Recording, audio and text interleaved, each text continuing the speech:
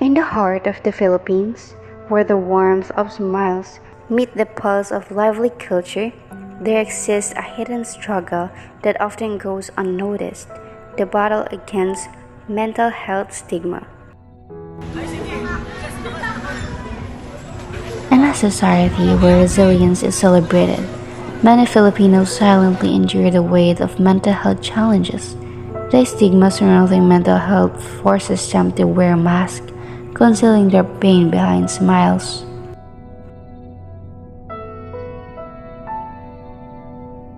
Actually, I already experienced mental health sleep a lot of times. Most especially this grade 12 wherein I experienced tons of mental health issues. I've been depressed.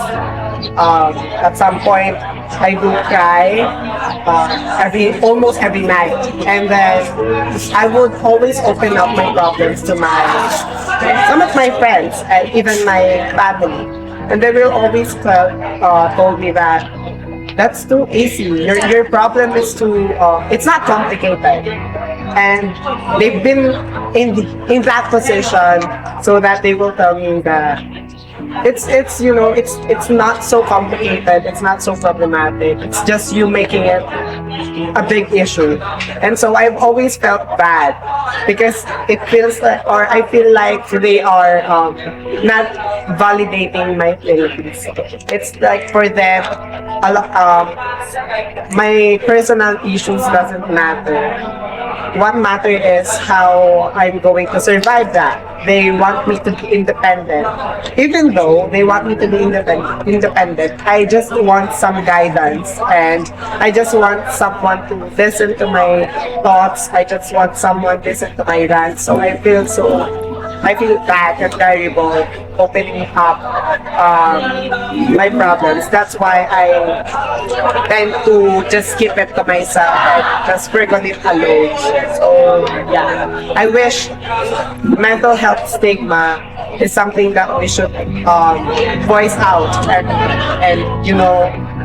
open, because if this will continue, a lot of people who experience or who are experiencing mental health issues are going to be sad and feel terrible. Mental health issues are seen as a sign of weakness. It's not something you talk about openly. The stigma of mental illness is present in society and internalized by people. This stigma has been a barrier for several people seeking mental health help.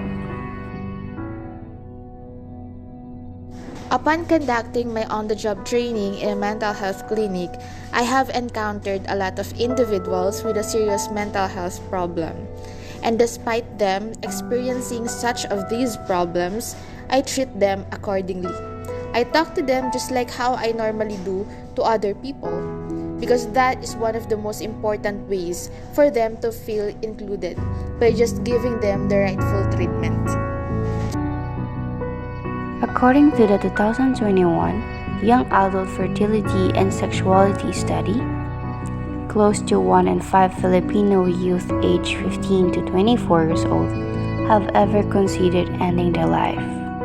The study found that the percentage of youth who often felt depressive symptoms substantially increased from 2013 to 2021. The share of youth who have ever experienced suicide ideation and suicide attempt more than doubled between 2013 and 2021.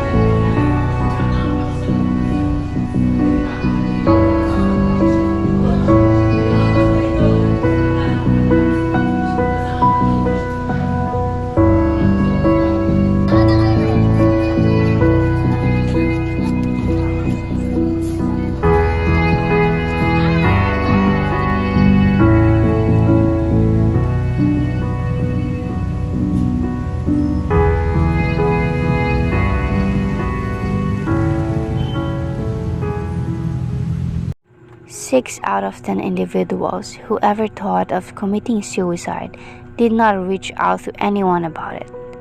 In every 10 young adults, only one is aware of any suicide prevention program or service. On our generation, we cannot deny the fact that mental health stigmas were still arising, though it was also observed that some adults were starting to accept the existence of different mental health problems. However, most of them still thinks that it is just mere absence of faith and it just all in a person's mind. Despite of these existing stigmas, I still hold the fact that we can still do better. That together, we can make a safer generation to let people express themselves without judgments and hesitations.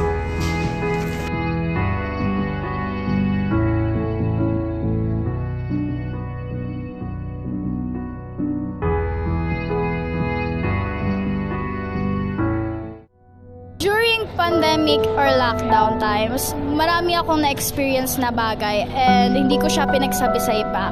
I experienced anxiety and depression throughout the days na nasa loob lang ako ng bahay and wala akong kausap na iba. In-isolate ko yung sarili ko sa social media, sa lahat, like cut off the communications with others kasi I feel na mas okay lang ako mag-isa. Pero hindi siya okay kasi natuto ako na maging mas introvert na as in hindi ko sila kakausapin and natuto ako na mas maging makasarili nun. But after that, hindi kasi ako na masyadong mapag-open up sa mga problems ko and rants kasi feeling ko i-judge nila ako and sasabihin lang na hindi naman yan mahirap yung problema mo or not like, mababaw lang yung problema mo and okay lang naman yan, masusolusyonan mo yan. But it's not okay for me kasi sarili ko yung nahihirapan emotionally and mentally. Then after this pandemic, natuto ako na i-express yung sarili ko kapag napupuno na ako. Asking for help is not a sign of weakness. It's okay na mag-ask ka ng help sa iba, lalo kung alam mong valid ka.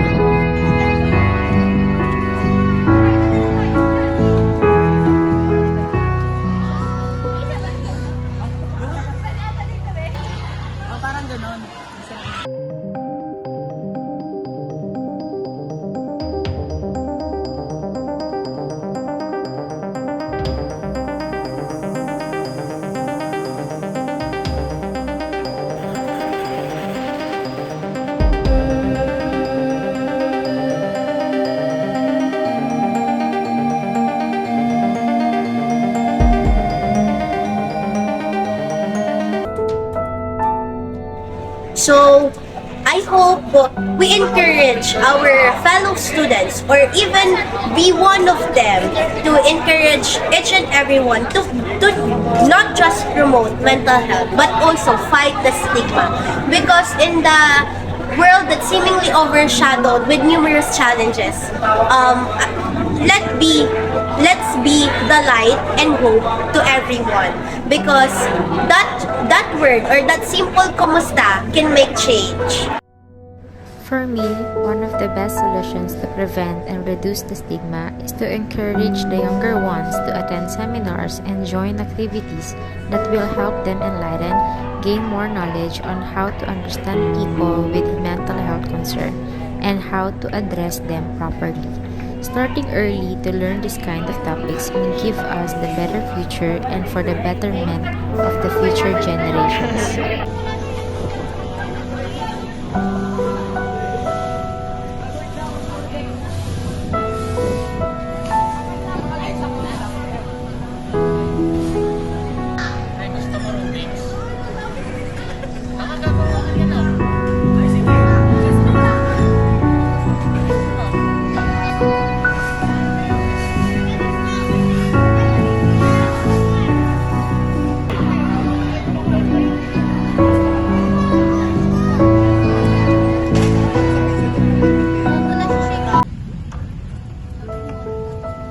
The era changes and new generations arises.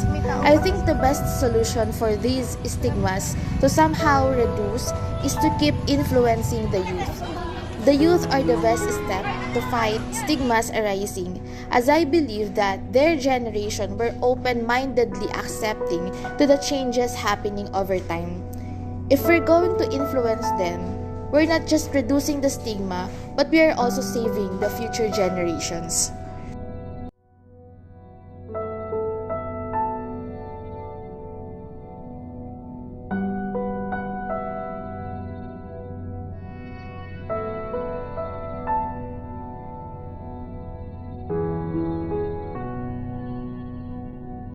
Kumusta ka? Okay ka lang ba?